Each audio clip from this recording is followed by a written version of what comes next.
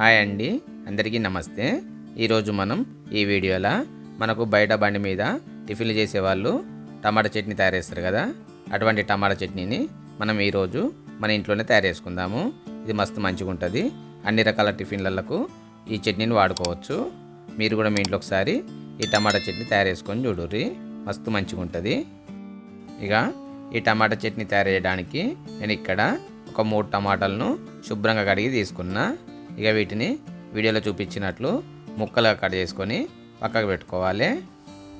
ఇక ఇప్పుడు స్టవ్ మీద ఒక కడాయి పెట్టుకొని దీంట్లో మనం కట్ చేసుకున్న టమాటాలను వేసుకోవాలి. అట్లనే ఒక 4 పచ్చిమిరపకాయలను కూడా దీంట్లో వేసుకొని ఇప్పుడు దీంట్లో చాయ్ గ్లాస్ తోటి ఒక 2 గ్లాసుల నీళ్ళు పోసుకోవాలి. ఇక నీళ్ళు పోసుకున్నాక స్టవ్ మంట కొంచెం ఎక్కువ పెట్టుకొని ఈ టమాటాలను పచ్చిమిరపకాయలను నీళ్ళలో ఉడకనియాలి. మీకు పచ్చిమిరపకాయలు కారం ఎక్కువ ఉంటే 3 వేసుకోర్రి. నేను తీసుకున్న పచ్చిమిరపకాయలు కొంచెం కారం తక్కువ ఉన్నాయి.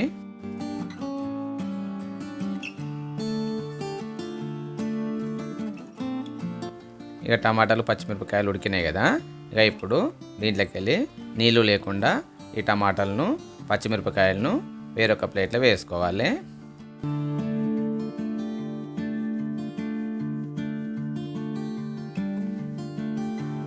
వేరే ప్లేట్లో వేసుకున్నాక ఇవి కొంచెం చల్లారినాక ఇప్పుడు వీటిని ఒక మిక్సర్ గ్రైండర్లో వేసుకోవాలి. అట్లనే ఒక 4-5 వెల్లిపాయలు వేసుకోవాలి. అట్లనే సగం చెంచా జీలకర్ర, రుచికి సరిపడినంత ఉప్పు కూడా వేసుకొని వీటన్నిటిని మెత్తని పేస్ట్లా గ్రైండ్ పట్టుకోవాలి. గ్రైండ్ పట్టుకున్నాక ఇంతకుముందు మనం టమాటాలు ఉడికించుకున్న నీళ్ళు ఉన్నాయి కదా, ఆ నీళ్ళల్లో ఈ టమాటా చట్నీ వేసుకోవాలి. వేసుకున్నాక కొంచెం కొత్తిమీర కూడా వేసుకొని ఒకసారి అన్నిటిని కలుపుకోవాలి. ఒకవేళ మీకు టమాటా చట్నీ కొంచెం తీయగా పుల్ల కావాలనుకుంటే ఇప్పుడు దీంట్లో చిన్న బెల్లం ముక్క వేసుకోర్రి. వేసుకొని మళ్ళీ ఒకసారి కలుపుకుంటే మనకు మంచి రుచికరమైన టమాటా చట్నీ తయారైపోతుంది. చూసిరు కదా టమాటా చట్నీ ఎంత తొందరగా అల్కగా అయిందో. మీరు కూడా మీ ఇంట్లో ఒకసారి ఈ రోడ్ సైడ్ టమాటా చట్నీని తయారు చేసుకొని చూడుర్రి, మస్తు మంచిగా ఉంటుంది. తొందరగా అవుతుంది, అల్కగా అవుతుంది, రుచి కూడా మస్తు మంచిగా ఉంటుంది.